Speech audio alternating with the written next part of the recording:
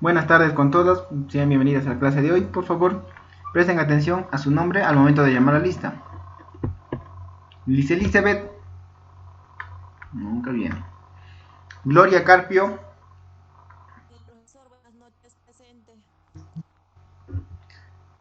Caroli Cruz,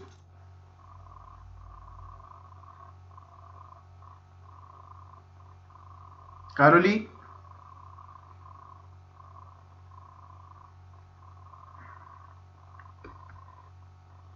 Caroli, no está. Lía Susana, Lía, Profesor, presente, buenas noches. buenas noches. Nancy, Presente, profesor, buenas noches. buenas noches. Mirza, Presente, profesor, buenas noches. buenas noches. Nieves,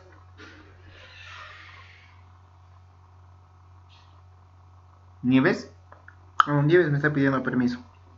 No hay internet, dice en su casa.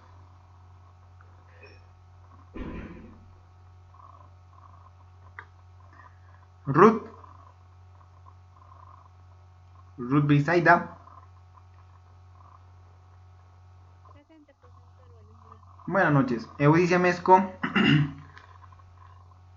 Presente, profesor, buenas noches. buenas noches. Rosa Diana, Presente, profesor, buenas noches. buenas noches. Nayeli, Presente, profesor, buenas noches. buenas noches. Entonces ya estamos listos para empezar la clase.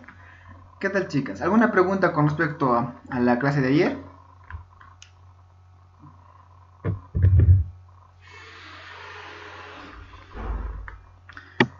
De las quinolonas, no tiene ninguna duda.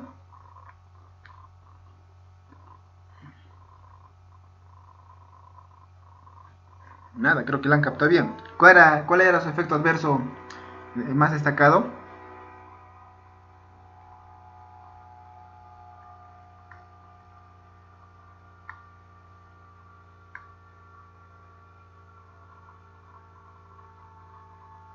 Vamos, dígame, ¿cuál era el efecto adverso que comentamos?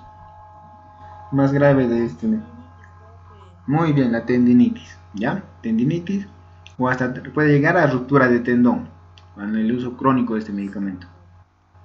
Exacto. Perfecto, entonces vamos a hablar ahora sí del ciprofloxacino y levofloxacino, los medicamentos más utilizados de este grupo en la terapéutica tanto hospitalaria como en la comunitaria. A ver.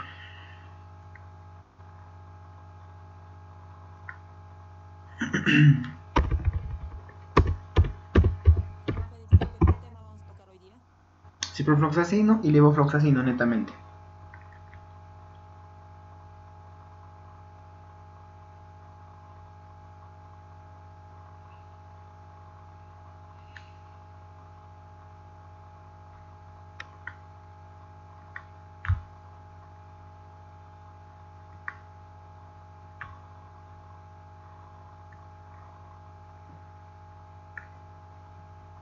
A ver, me confirman por favor si se ve la pantalla.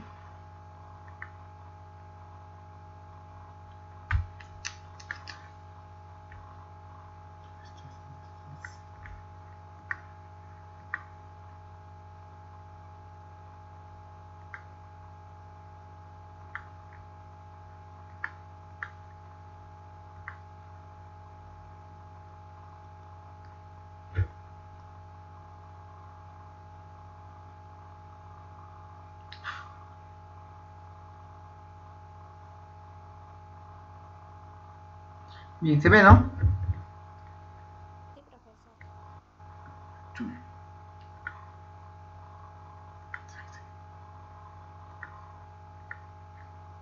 Bien, entonces vamos a continuar hablando de quinolonas y en esta ocasión del ciprofloxacino en especial, ¿de acuerdo? Bien, vamos a ver, ya habíamos hablado ayer de sus mecanismos de acción que van a inhibir el núcleo de las bacterias. También hemos visto de que de qué generación ya pertenece el ciprofloxacino.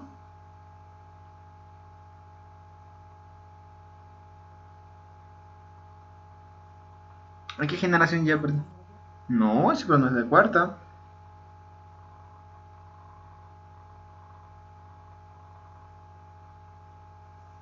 La de primera generación era el ácido nalidíxico y de él se sacó el ciprofloxacino.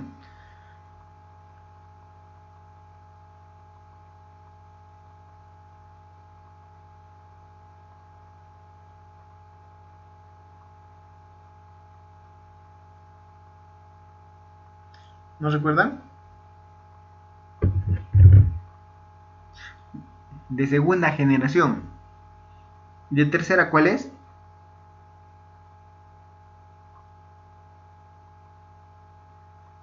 ¿Se acuerdan? El levofloxacino. ¿Ya? Segunda generación, ciprofloxacino. Segunda generación, levofloxacino. Desde entonces vamos a ver. Entonces, ¿en qué casos se ha indicado el uso de ciprofloxacino? Va a ser como profilaxis posexposición y tratamiento curativo de carbunco por inhalación. ¿Ya? Otro. En adultos va a ser muy útil en infección de vías respiratorias, ya sea por gram negativas, como puede ser infección broncopulmonar, fibrosis quística, bronquiectasia, enfermedad pulmonar obstructiva crónica y neumonía. ¿Se acuerdan que hablamos de la enfermedad pulmonar obstructiva crónica? Miren, pues estamos viendo que este medicamento es útil en esta enfermedad, en este tratamiento, como tratamiento de esa enfermedad. También es útil en otitis media, cuando incluso puede ser cuando está supurando y de forma crónica, maligna externa. Esa evolución de aguda de sinusitis crónica por gram negativas, infecciones urinarias, uretritis y cistitis y gonococias causadas por Neisseria gonorrhoeae, orquiopididimitis y EPI, incluso causado por Neisseria gonorrhoeae. Infecciones del tracto gastrointestinal, como son diarrea del viajero, causada por Giardia lamblia, es un tipo de bacteria. Pues infecciones intraabdominales, de piel, tejidos blandos, ya sea por nativos de huesos y articulaciones. Estamos viendo que este medicamento puede utilizarse ampliamente en todo el organismo, desde la vía respiratoria, la vía digestiva, la vía urinaria y hasta piel también. ¿Ya? Perfecto. Como estamos viendo, es el tratamiento y profilaxis en infecciones de pacientes con neutropenia, o sea que tienen las defensas bajas. También puede ser utilizado como profilaxis en infecciones invasivas por Neisseria meningitis. En niños y adolescentes, infecciones broncopulmonares en fibrosis quística por pseudomonas aeruginosa. En otras complicadas de vía urinarias, como son pielonefritis e infecciones graves cuando sea necesario. Ahora estamos viendo en qué enfermedades, qué patologías o cuando se desea prevenir alguna de estas, que es indicado el uso de ciprofloxacino. Muy bien, la posología. Entonces, ¿cada cuánto tenemos que tomar este medicamento y hasta cuántos días nos permite el tratamiento, la farmacología? Entonces, cuando nos hable de infecciones de las vías respiratorias bajas, la dosis va a ser de 500 miligramos 2 veces al día, es decir, cada 12 horas. Ya, infecciones de las vías respiratorias bajas. ¿Qué se les viene a la memoria qué idea tiene de una infección respiratoria baja?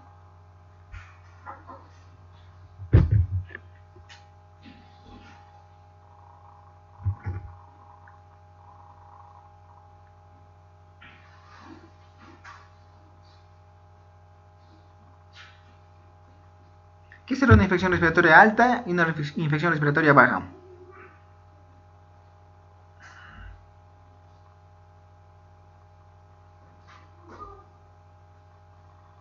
Señoritas, ¿tienen alguna idea? Algo más leve, profesor. No. Vías respiratorias altas y bajas. Es algo así como nosotros habíamos dividido lo que son infecciones altas e infecciones bajas, ¿recuerdan? Solo que esta vez más específico de las vías respiratorias. Entonces vamos a llamar infecciones de las vías respiratorias altas aquellas que van a producirse por encima del cuello, por decirlo así, ¿de acuerdo? Amigdalitis, faringitis, sinusitis, otitis. Bueno, ya la otitis es una complicación, pero se entiende, ¿no es cierto? Es una infección de la vía respiratoria alta. Y entonces la baja, ¿cuál será? ¿Qué vía respiratoria baja tenemos por debajo del cuello? ¿Qué órgano? La garganta, Ya, más abajo, seguimos bajando. las amígdalas, No, eso está arriba. el Los bronquios, y de ahí, ¿a dónde entramos?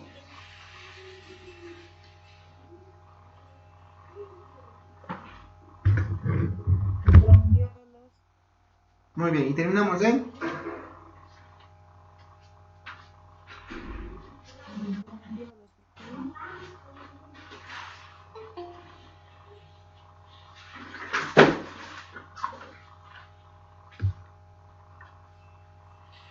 ¿En qué órgano terminamos? ¿Qué le sigue a los bronquios?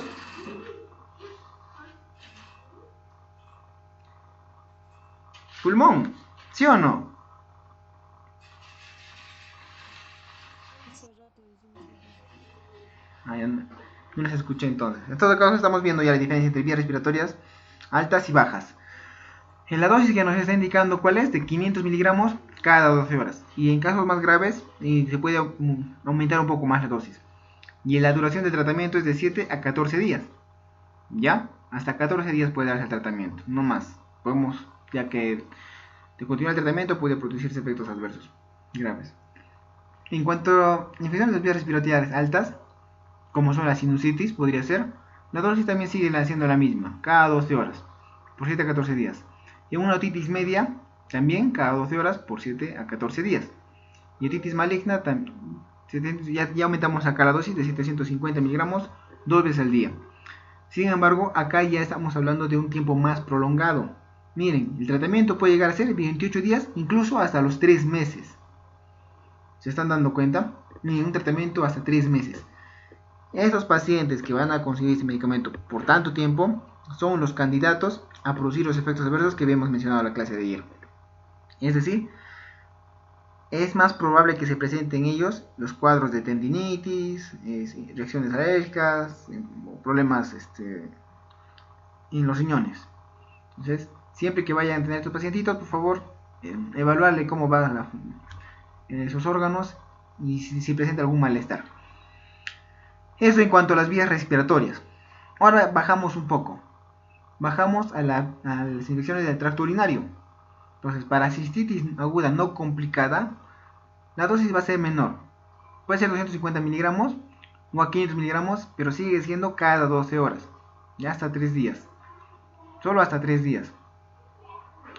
Ahora, en mujeres premenopáusicas se puede utilizar una dosis única de 500 miligramos. Como única vez, como un solo tratamiento, una dosis de 500 miligramos. Ahora, en cistitis complicadas, ya también se aumenta la concentración de 250 a 500 miligramos 2 veces al día. Y también se prolonga el tiempo a 7 días. Ya, pielonefritis complicada, la habíamos mencionado ayer, cuando ya una infección urinaria asciende hasta los riñones y causa enfermedad, eso llamamos pielonefritis. El tratamiento sería de 500 a 750 miligramos 2 veces al día. ¿De acuerdo?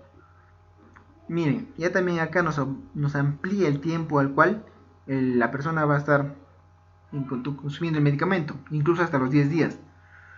Y de no mejorar, de no presentarse mejoría, el medicamento puede llegar hasta los 21 días en algunos casos específicos. Por ejemplo, en abscesos. ¿Ya? En prostatitis bacteriana, les había dicho que la dosis es de 500 miligramos a 750 miligramos 2 veces al día. 2 a 4 semanas, 4 a 6 semanas en los casos crónicos. Sí, justamente ayer les daba el ejemplo, ¿no es cierto? Que las personas con prostatitis incluso van a llegar a tomar el tratamiento hasta un mes. Y si no mejora, bueno, así, se puede hasta ampliar el tratamiento. Esto va a depender siempre de cómo evoluciona el paciente. O infecciones del tracto genital. Ya no estamos hablando de la uretra, ¿no es cierto? Estamos yéndonos al tracto genital. Podría ser como en el caso de uretritis y cervicitis gonocócica. Miren, acá también nos dice que solamente el tratamiento sería 500 miligramos como dosis única. Una dosis diaria única. Y en orquioperiminitis y enfermedades inflamatorias pélvicas, de 500 miligramos a 750 miligramos 2 veces al día, al menos por 14 días. ¿Qué es la orquioperiminitis? es la inflamación de los testículos en el varón, ¿de acuerdo? Esa es la inflamación de los testículos. A eso le llamamos orquiepididimitis. Me pone un poquito aquí pronunciarlo. Vuelvo acá a repetirles, a consultarles. ¿Qué otro antibiótico hemos dicho que se da en dosis única para el tratamiento de ETS?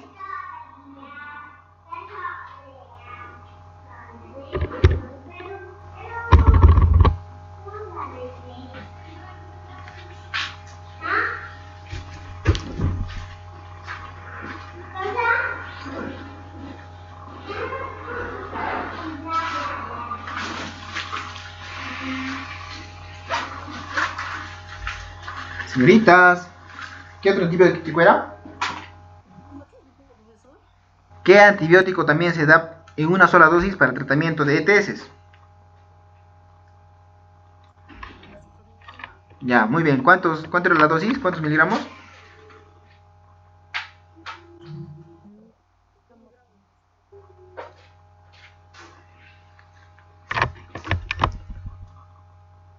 Ya, muy bien. 1 gramo, ¿no es cierto?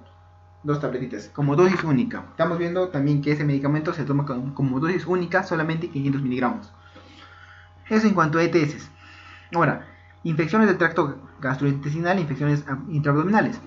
Como son las, bueno, ahí nos referimos netamente a las diarreas, causadas por patógenos bacterianos, incluidos Shigella, Shigella tirentheriaceae de tipo 1 y tratamiento empírico de la diarrea del viajero, ya que es causada por la Giardia lamblia.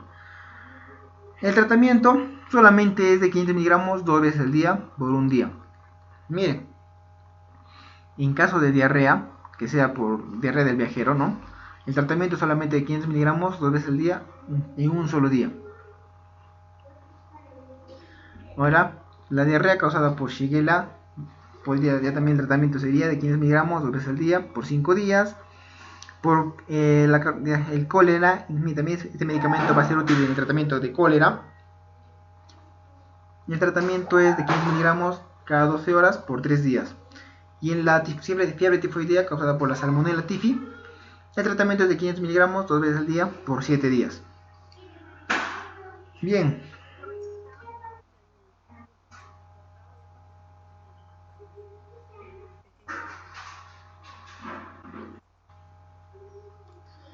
Ya. Es que lo están viendo desde su celular, ¿no es cierto? Porque en mi celular sí se ve.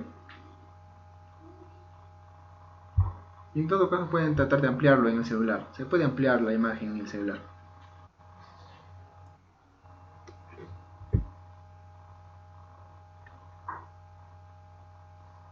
Muy bien, entonces vamos a continuar. Bueno, ya saben, las diapositivas igual la van a estar en el aula virtual, la pueden revisar después de la clase. Ya, porque no creo que puedan aprenderse toda la posología en solamente, con escuchando solamente la exposición. Por lo general se está dando cuenta que el tratamiento va a ser cada 12 horas. Ahora, el tiempo a durar, los días a utilizarse va a depender ya de cada patología y de cada infección que vamos a tratar. Eso va a ser necesario, bueno, para que puedan memorizar mejor esto, va a ser necesario que lo estudien y lo repasen. ¿De acuerdo? ¿Alguna pregunta con respecto a alguna de estas patologías? De las vías respiratorias, vías urinarias, tracto genital o de las infecciones intestinales.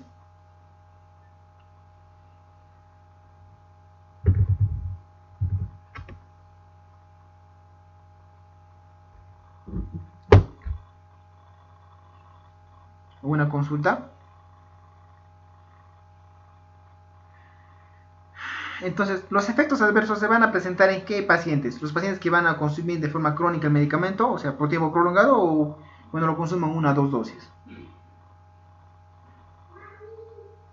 ¿En qué pacientes se va a presentar con más frecuencia los efectos adversos?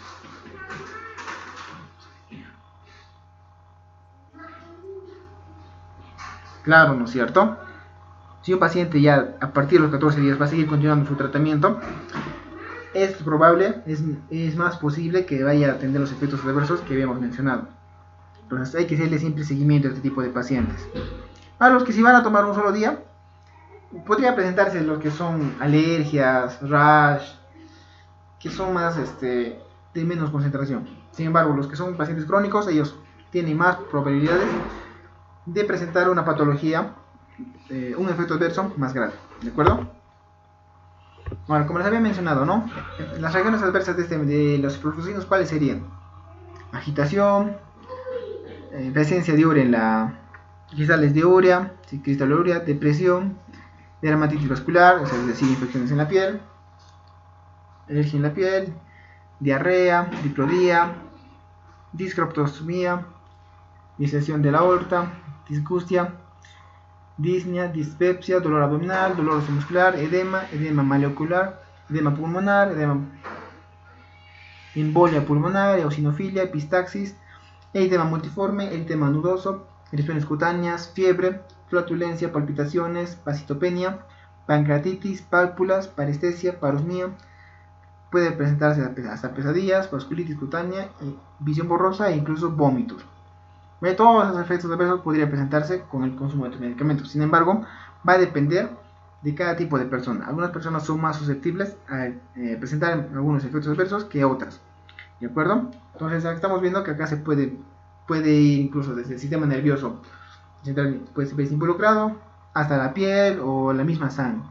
Los elementos formes de la sangre, ¿de acuerdo? Como son la eosinofilia, que son un aumento en los eosinófilos, que son los glóbulos blancos, o la pasitopenia, que es una disminución de todos los elementos formes de la sangre, como son glóbulos rojos, glóbulos blancos y plaquetas.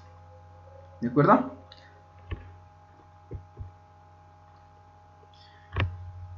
Contraindicaciones. Entonces, ¿en qué casos este medicamento no se va a utilizar? ¿En qué casos? Por ejemplo, lo más obvio cuando sea alérgicos a las fluoroquinolonas. Si una persona es alérgica al ciprofloxacino, ¿podrá consumir otro que sea, por ejemplo, levofloxacino o moxifloxacino?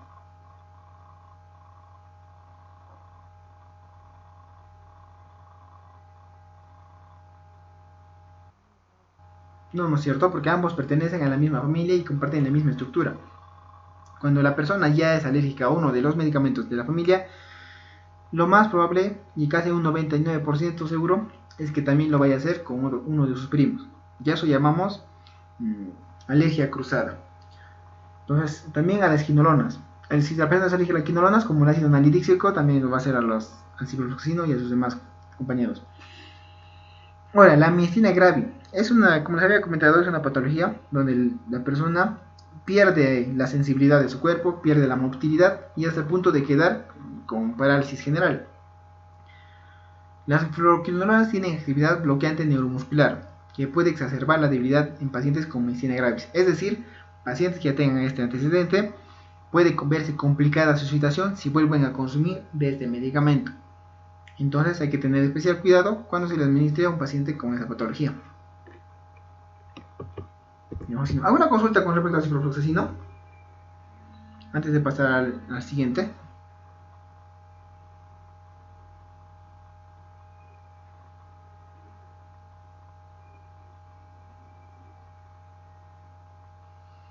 ¿Alguna pregunta?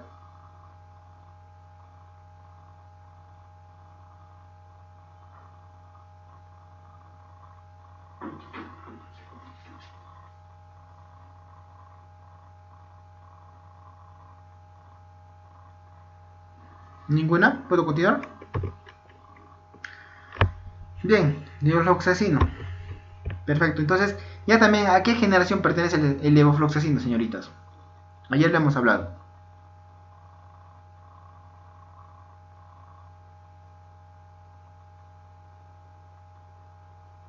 ¿A qué generación?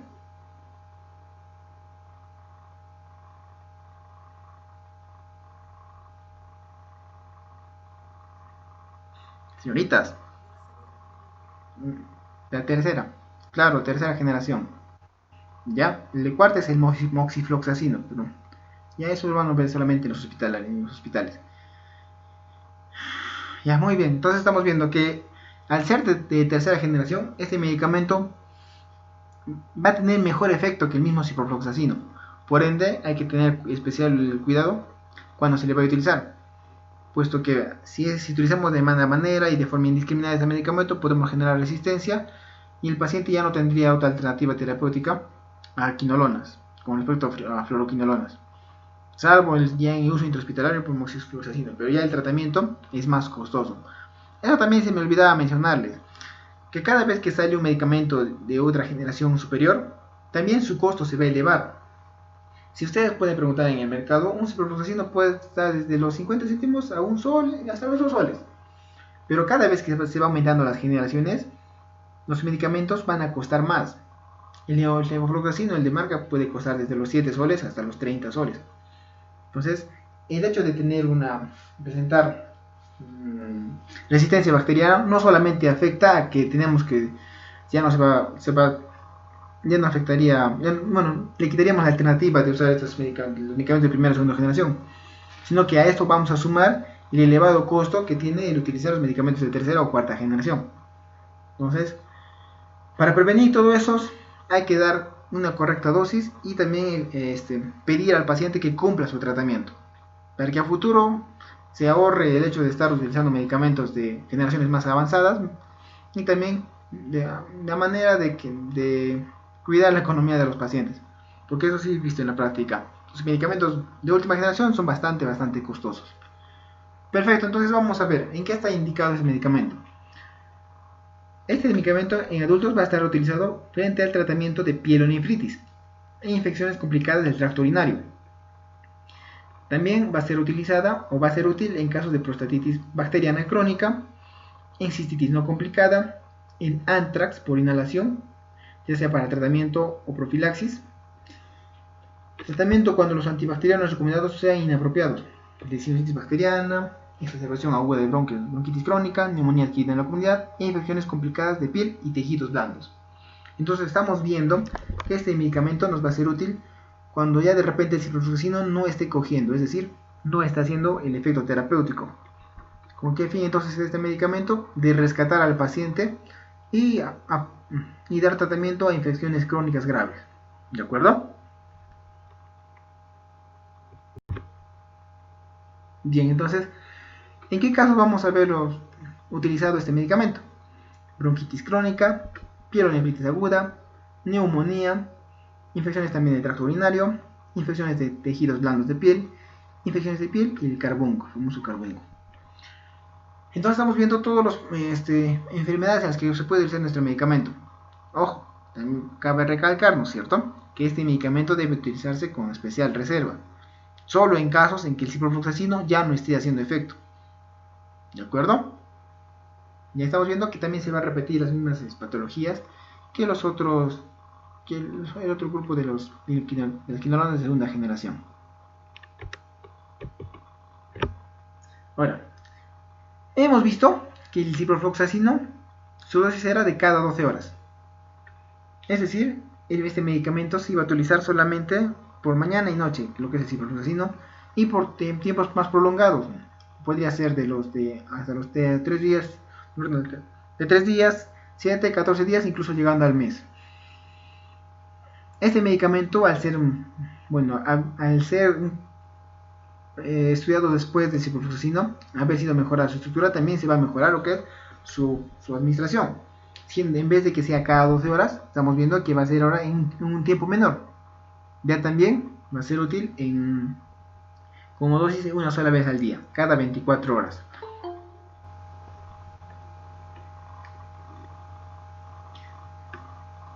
Entonces, como estamos viendo, por ejemplo, en casos de sinusitis aguda, una sinusitis grave, el tratamiento sería de 500 miligramos una vez al día, como una vez en el día, de 10 a 14 días. Ahora, en lo que es exacerbación del EPO, enfermedad pulmonar obstructiva crónica, el tratamiento va a seguir siendo de cada 24 horas de 7 a 10 días. Ahora, en la neumonía adquirida en la comunidad, de 500 miligramos, 1 a 2 veces al día, por 7 a 14 días. Ya acá les vuelvo a consultar. ¿Qué habíamos dicho que era una neumonía adquirida en la comunidad?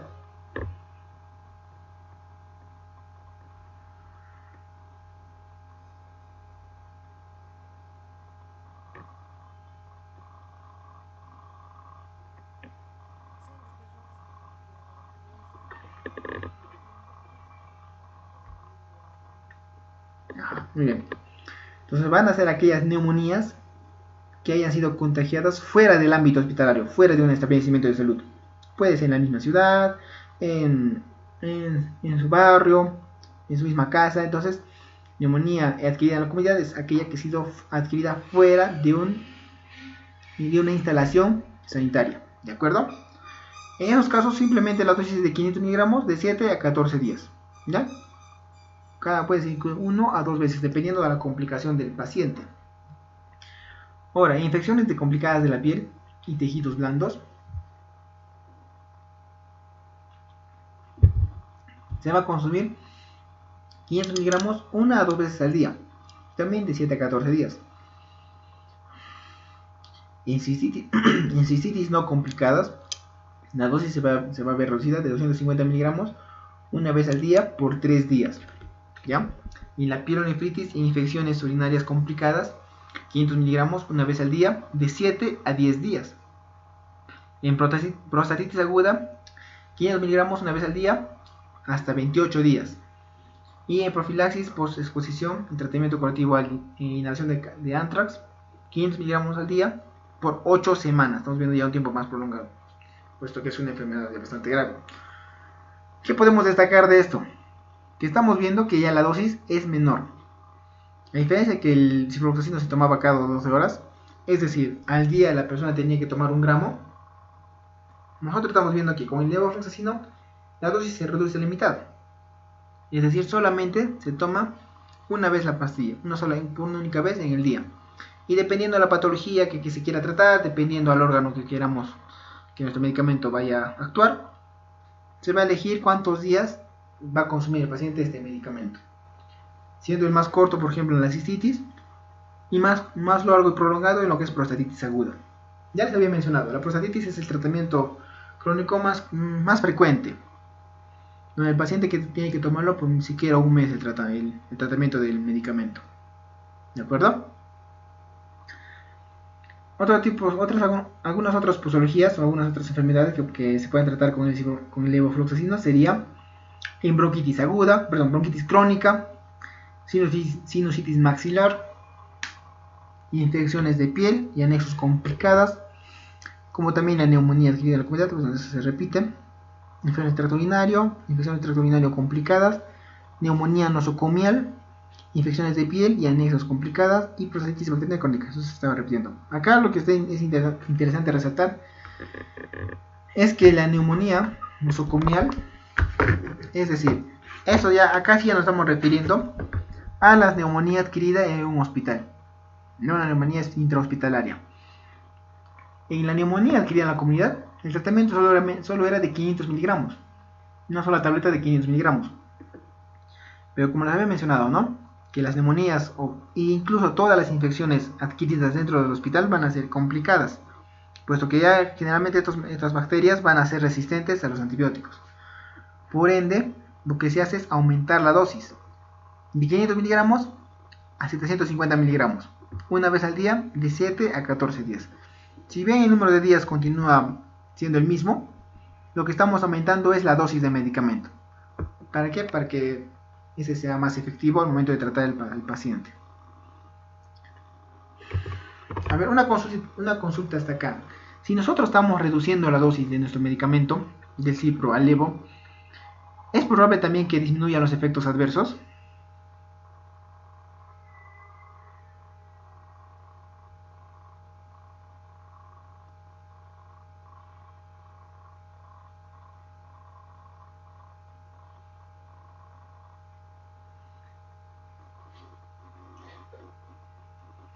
¿Disminuiría o no disminuiría los efectos adversos al consumir un medicamento en menos dosis?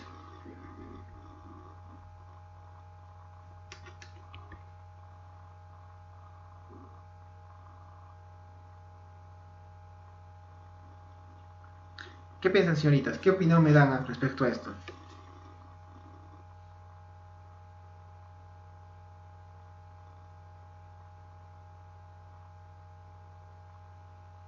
¿Nadie?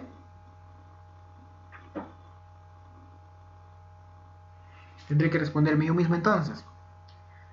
Cuando nosotros vamos a recibir una menor dosis, lo que podemos también evaluar o evidenciar es que también el efecto adverso va a ser disminuido un poco.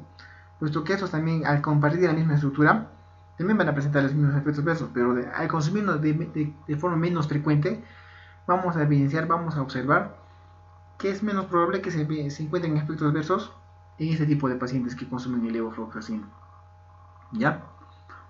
Ahora, acá hay una patología que no está puesta acá en la diapositiva, pero les había mencionado el día de ayer. Es causada por la bacteria del Mycobacterium. ¿Qué enfermedad será?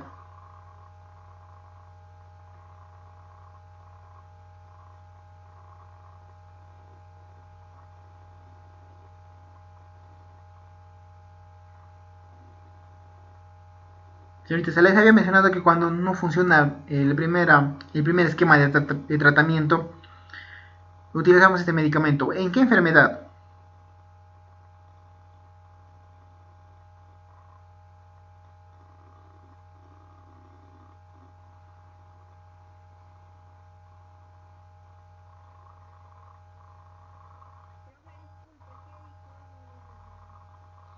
Les había dicho el día de ayer que este medicamento se utiliza en dosis de rescate, como rescate, a pacientes que no han podido salir bien al primer esquema del tratamiento de una enfermedad causada por el Mycobacterium. ¿Qué enfermedad era?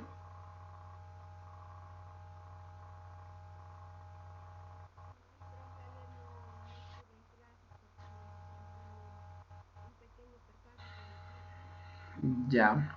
Pero tus compañeras sí estuvieron. Y yo les repetí, hasta les di el nombre completo de la bacteria.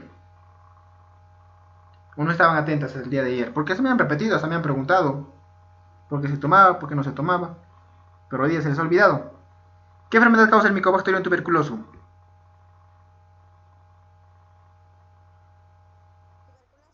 Entonces, ya les había mencionado ayer les había recalcado, incluso les había dado los medicamentos que se utilizan en esta patología.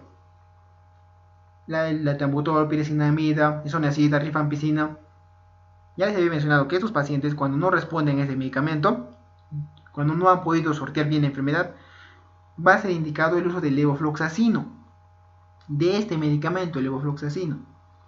¿Cómo se toma? 750 miligramos una vez al día por 14 días, o hasta un mes se puede ampliar. Ya, pero por favor tenganlo presente que este medicamento es útil en el tratamiento de tuberculosis, ya, en pacientes con tuberculosis. ¿Alguna consulta con respecto a la posología, forma de administración, la dosis que debe consumirse este medicamento, el levofloxacino?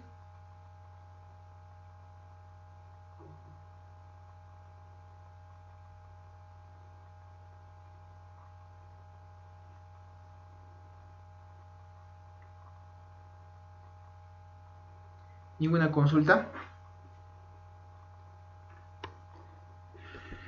Bien, bueno, yo les explicaré un poquito más entonces. Entonces les decía, hay que tener mucho cuidado y hay que saber educar bien al paciente para que no trate de consumirse menos este medicamento. Primero porque es ya de tercera generación y tenemos que cuidar su uso. Tiene que ser de uso más estricto, más restringido para patologías graves. Y también se van a dar cuenta que ya les había mencionado hace poco que es un medicamento bastante costoso. Y créanme que los pacientes cuando se encuentran con tratamientos costosos o no los toman o no los terminan de tomar. He visto muchas veces en la práctica que al enterarse del precio del medicamento el paciente dice, entonces si el médico le ha indicado 7, deme 2 hoy día y mañana te compro las otras 5. Ya, porque es muy costoso. Y se van a dar cuenta que no lo van a hacer. Pueden comprar las 2 y se pueden y lo dejan así. Y ahora, ¿a qué estamos exponiendo al paciente? A que haga resistencia. Y hacer un medicamento de tercera generación es muy difícil ya conseguir otro medicamento que pueda suplantar en los casos de resistencia ya del levofloxacino. Por favor, educar bien a su paciente cuando lo tengan en la práctica, en el trabajo, con el uso correcto del medicamento, el antibiótico, e incitarle a que compre todo el tratamiento o sino que se comprometa a adquirirlo por completo, para así evitarnos esto de la resistencia bacteriana. ¿De acuerdo?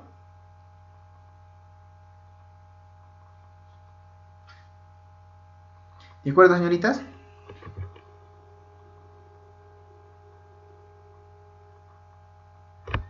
¿Sí o no? Díganme. Al menos eso díganme, ¿sí o no?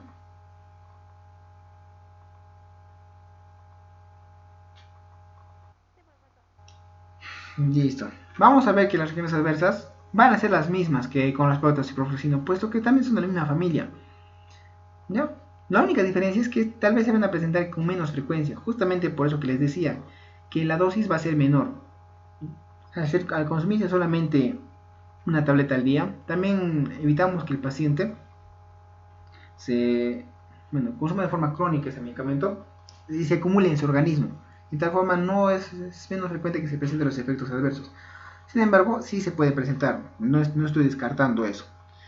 ¿De acuerdo? Entonces, cuando ustedes hagan la anamnesis y pregunten y de repente viene un paciente con una de estas patologías, lo primero que debe preguntarle es si está consumiendo algún medicamento o no. Y de ahí pueden sacar sus conclusiones si la patología puede deberse a un cuadro clínico, o sea, una infección, un desorden químico, etcétera, etcétera, o simplemente es una reacción adversa a un medicamento. Entonces, por favor, por eso es que siempre pongo hincapié en eso de las reacciones adversas. Yo les exijo bastante porque muchas veces en la práctica se confunden. Se confunden las enfermedades con efectos adversos. ¿Ya? Y en donde el tratamiento por un efecto adverso, lo único que se tiene que hacer es retirar el medicamento. Cambiar por otra familia, otro grupo terapéutico, para que así los síntomas desaparezcan. Entonces acá lo que nos estaba faltando era esa de la enfermedad de la tendinitis, entonces, ¿no? Sí.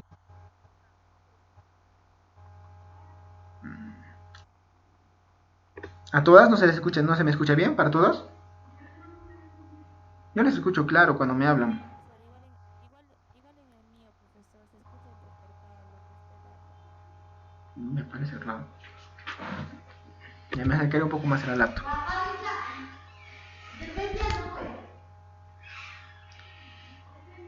Bueno, trataremos de repasarlo mejor, pues, en todo caso, la clase. Entonces, estábamos hablando de las patologías y de la tendinitis. ¿Con qué otra patología les he dicho que no debe confundirse la tendinitis? Y ayer me hablamos de la acumulación de agua en las extremidades. ¿Edema? Ajá, muy bien, con el edema, ¿no es cierto? Hay que tener presente y tener mucho cuidado con esto, que no se confunda. En el edema, el diagnóstico, o bueno, la forma de diagnosticarlo es presionando el dedo en esa parte inflamada. Y al momento de retirar el dedo, si vamos a ver que la huella permanece en el lugar, es un edema. ¿Ya? Es un edema. Y requiere otro tratamiento. Sin embargo, cuando vemos que el paciente tiene dolor justo en ese tendón, como les comentaba, el tendón de Aquiles, ahí, lo que tenemos que ver o tratar de hacer es cambiarle ya el medicamento de un ciprofloxacino a otra familia terapéutica.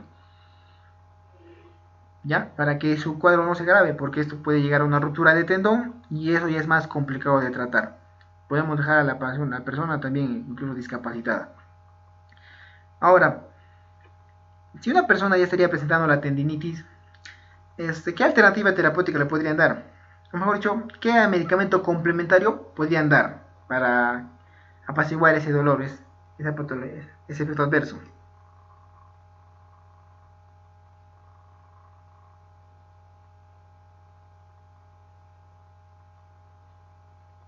Si el tendón se encuentra inflamado, ¿qué deberíamos dar?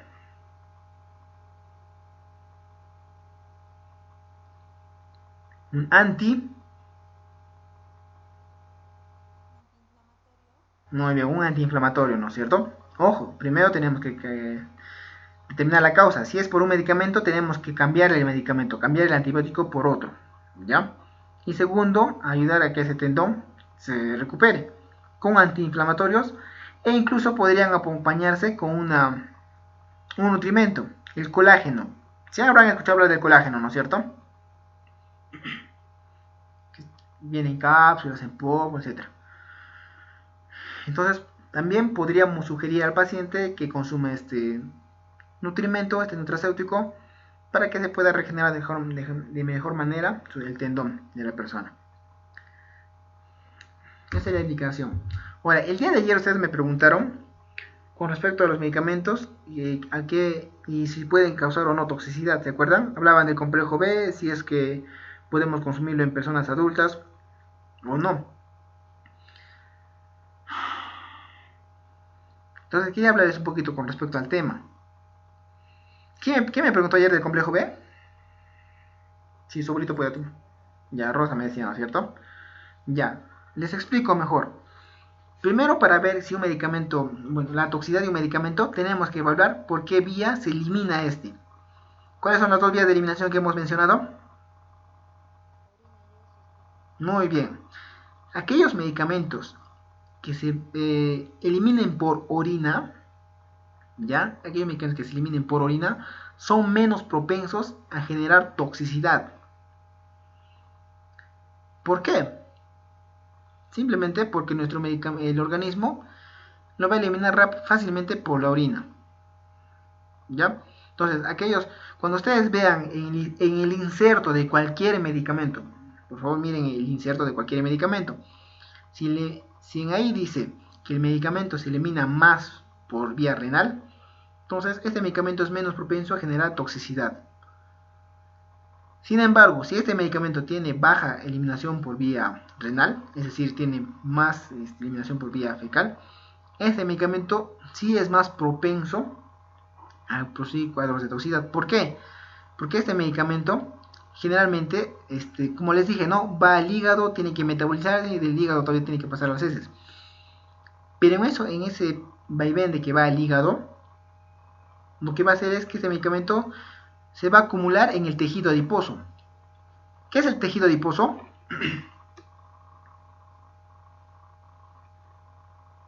¿Han escuchado hablar de ese término, el tejido adiposo?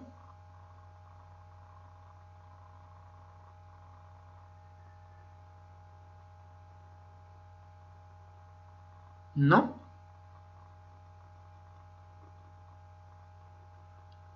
Díganme no, sino para explicarles.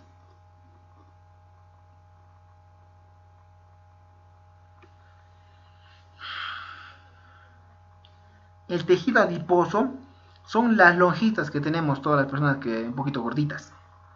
Los rollitos, esa grasita que está dentro de la piel en esos rollitos, ese se llama tejido adiposo. Ya es donde se acumula la grasa, pues, la grasa corporal. Entonces, ya les voy comentando. Aquellos medicamentos que se van a eliminar se van a excretar más por vía fecal, tienden a acumularse en ese tejido adiposo. Ahora, es decir, una parte del medicamento se elimina por heces y una parte se acumula en ese tejido adiposo.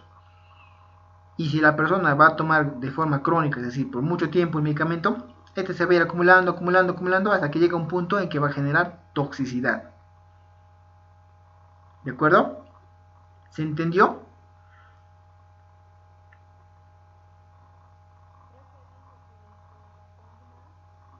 Ajá. Ajá, toxicidad. Ojo, no confundan toxicidad con efectos adversos. Es diferente. Toxicidad ya es por una acumulación de medicamento, por como una sobredosis que va a desencadenar otros problemas. ¿Ya? Estamos hablando de toxicidad. Porque tu compañera me preguntó si le hacía daño el uso crónico del complejo B. Pues estamos hablando de toxicidad.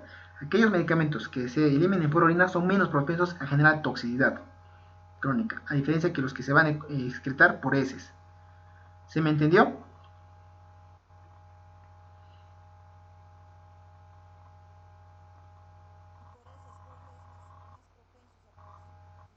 Sí, justamente porque este medicamento se acumulan en tejido adiposo, o sea, se acumulan en nuestra grasita. Van y se depositan en la grasa. Y se van juntando, se van juntando, se van juntando. Por ejemplo, se van a dar cuenta. Por eso que la vitamina C, algunos tipos de medicamentos la vitamina C, por ejemplo, y las vitaminas hidrosolubles, cuando busquen en internet, van a encontrar dos tipos de vitaminas, por ejemplo, vitaminas hidrosolubles y las liposolubles. Hidrosolubles, que se disuelven ¿en qué? Hidrosolubles, ¿en qué se disuelven?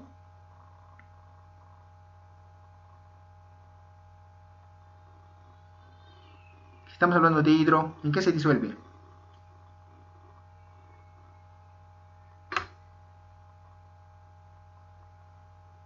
¿Qué significa hidro?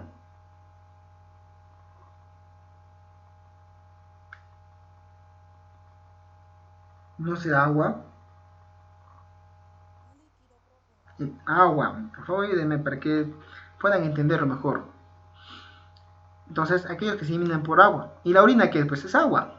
Entonces, todas las vitaminas hidrosolubles se van a eliminar por orina y no van a producir toxicidad. Ahí está el complejo B. Ahora, tenemos otras que son la vitamina A y la vitamina D, incluso la vitamina E. Estos son liposolubles. Entonces, ¿en qué se disuelven? ¿Qué es lipo?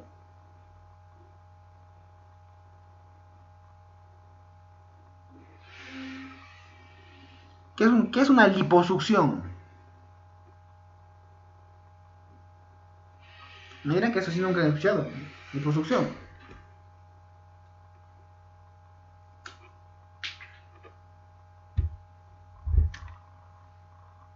Nancy, ¿qué es una liposucción?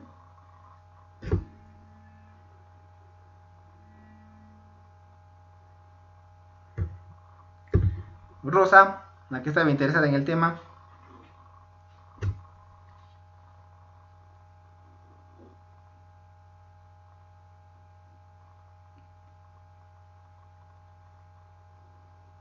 Ni la que estaba interesada en el tema me responde. Bueno, para no hacerla larga, lipo significa grasa. Y vitaminas liposolubles son aquellas que se van a disolver en la grasa. Bueno, de ahí lo que les decía, ¿no es cierto? Que hay medicamentos, hay vitaminas que se van a almacenar en la grasa. Y al almacenarse pueden producir toxicidad. Por ejemplo, la vitamina A, la vitamina D, la vitamina E. Si se consume estos medicamentos o estas vitaminas de forma crónica, puede producir toxicidad. Ojo, hay diferencias de los que se eliminan por orina, que son menos propensos a producir toxicidad. ¿De acuerdo? ¿Alguna pregunta con respecto a esto, lo que hemos hablando de las quinolonas, ciprofloxacino, levofloxacino?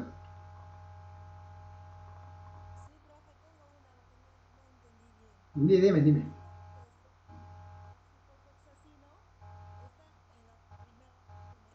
No. Segunda.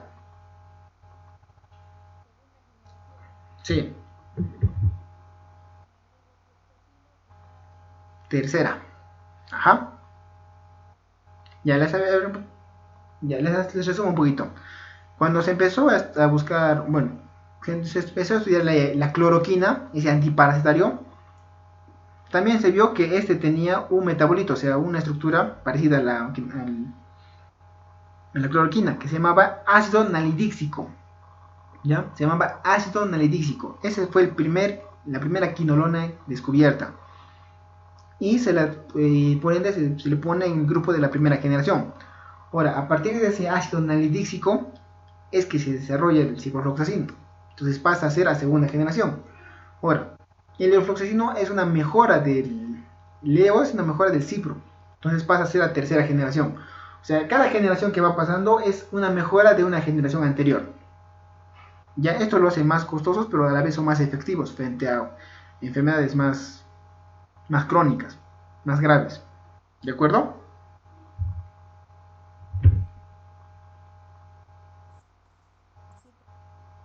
Ya, perfecto. ¿Alguna otra consulta que desean que les ayude a aclarar?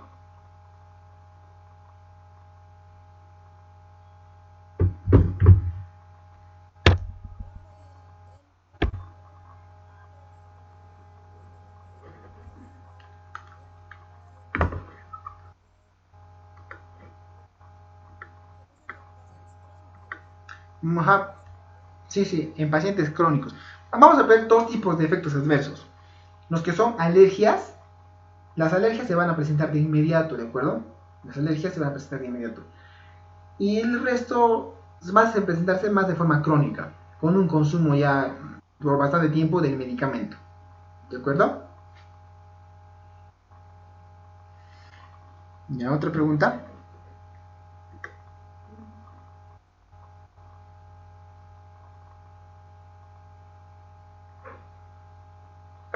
Ya. Ninguna más, ¿no?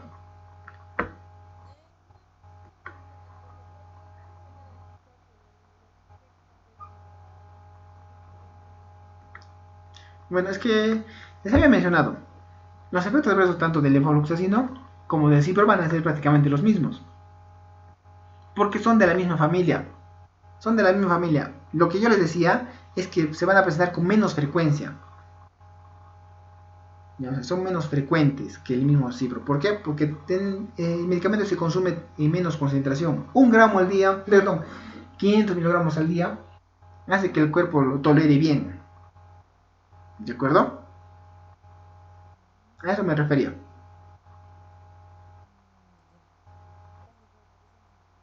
Ya, ya. Ya no hay problema. ¿Otra consulta, señoritas?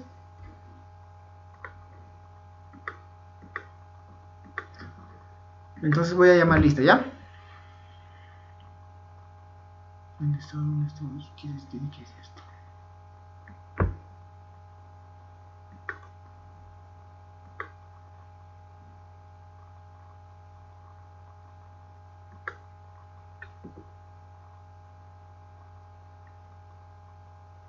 Hoy estamos 15. A ver, rápido nomás. Liz no está. Gloria Carpio. Caroli. No está Caroli. Lía. Nancy.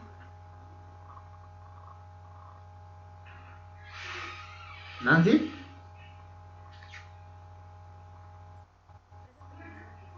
Mirza. Nieves. Ah, Nieves está con justificación. Ruth. Ruth Brisaida.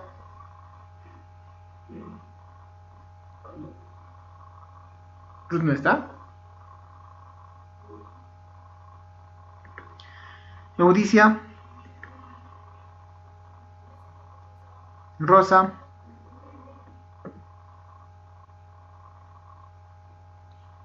Rosa. Cecilia, profesora, se conecta. Yanayeli. Ya. ¿Tienen clases ahorita? Sí, profesor. Ya, ya, ya, vaya, vaya, ya, chicos. Hasta mañana para nuestra próxima clase. Buenas noches.